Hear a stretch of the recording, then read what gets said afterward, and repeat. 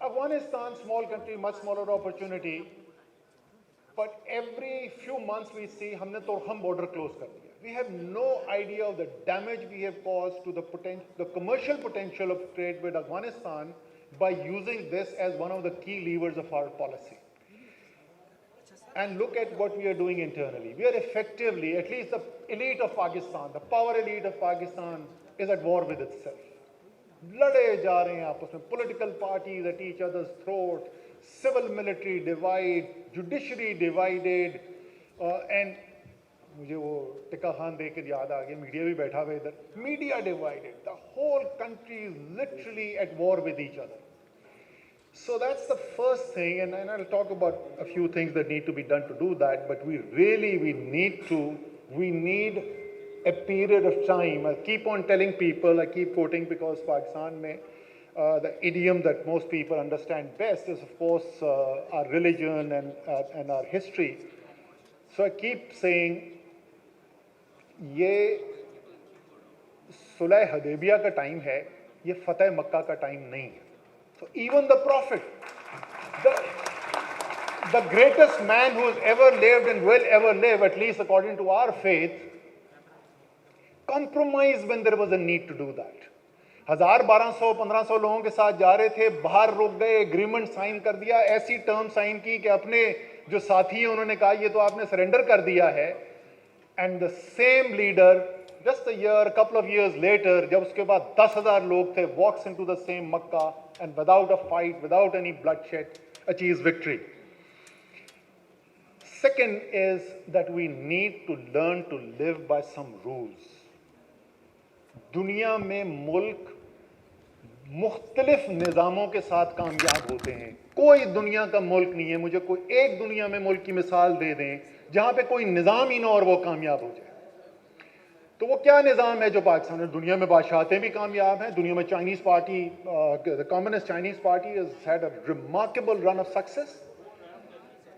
But Pakistan, and without going into details why those exceptions are successful, Pakistan is a multi-ethnic country. In a country like this, 25 crore का मुल्क जहाँ पे लोग मुख्तलिफ ज़ुबानें बोलते हैं, cannot be held together, cannot be successful without it being a constitutional democracy. And we need to understand that as opposed to the words of General Ziaul Haq, आइन कागज का टुकड़ा नहीं है सिर्फ. The Constitution represents the will of the people of the nation. And as I have written in an article also last year, no self-appointed arbiter of national interests can ever be wiser than the collective wisdom of the nation itself. वो इब्राहिम ज़ौक ने लिखा था, नकारा क्या आवाज़ खल्क को नकारा खुदा समझो. There's this wisdom behind those words. So we can only be successful by being a constitutional democracy and following what the Constitution says. Second part, which is essential, is, in my opinion, for the reasons that I have just outlined, Pakistan cannot be successful, even as a democracy, as a highly centralized state. Even with popular leadership governing according to the Constitution, Pakistan cannot be successful. The multi-ethnic and the disparity within the country. You've got really pockets of Pakistan which are 21st century, where people will speak the same language, the same idiom, will have the same skill sets as people living in Manhattan and New York, and those who are literally living in the 18th century. In a country like that, the needs and the driving force for the people in Khuzdar is totally different from the people of Islamabad. And we therefore need to, 18th Amendment was a step in the right direction. It's an incomplete step. We need to have a very, very strong local government system where people are empowered.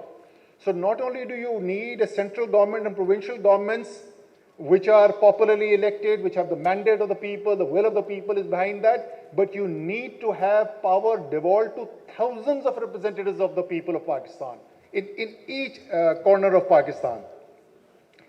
Next thing that needs to be done, I don't care who is involved.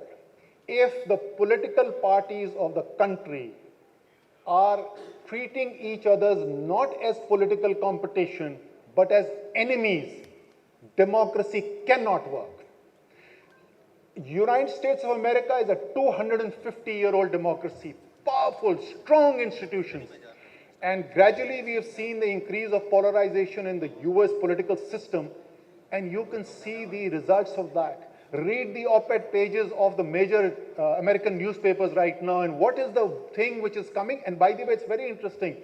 The same thinking, the same critique is coming both from the left in the American system and the right in the American system, which is democracy is under threat. So therefore, the political parties need to sit down, use Shahid Khaqan Abbasi as the arbiter. क्यों जी शाहिद खाकान अब्बासी साहब, आप ये कौमी खिदमत अंजाम देने को तैयार हैं, मैं आपको बनाना चाहता हूँ रेफरी सारे पॉलिटिकल पार्टीज को पाकिस्तान में बिठाएं, बड़ी पार्टियों को, and they have to fight, which doesn't mean they accept each other as legitimate or popular leaders. It doesn't mean they stop criticizing each other. They can be as scathingly critical of each other as possible. But they cannot treat each other as enemies and therefore not even willing to sit in the same room as each other. The next part is, and there are not too many more, just two more in this area. Is saal ka, the last year's economics Nobel Prize, Darren Acemoglu, if I'm pronouncing his name correctly, and his partner, I forget his name. A seminal work that they had done, this book which has been really a bestseller, and it's basically explaining why some nations develop and others don't. What is the gist of that Nobel laureate winning argument? Those countries which develop strong institutions are successful, and those which do not develop strong institutions are not successful. So if you're like me and you believe Pakistan cannot be successful without a democracy, then which is the most important institution in a democracy? The most important, the apex of democracy is the parliament. You cannot have a strong democracy with a weak parliament. That's an oxymoron. You cannot have a parliament where no important decision of the country is being taken and the democratic system is strong. It is simply not possible. So a parliament where the prime ministers hardly ever attend a parliamentary session, no real decision making takes place, decision making is taking place in a small coterie, the parliamentary numbers are used, members are used as rubber stamps for legislation approval. There is no way democracy can flourish. So you need to strengthen the institutions of democracy.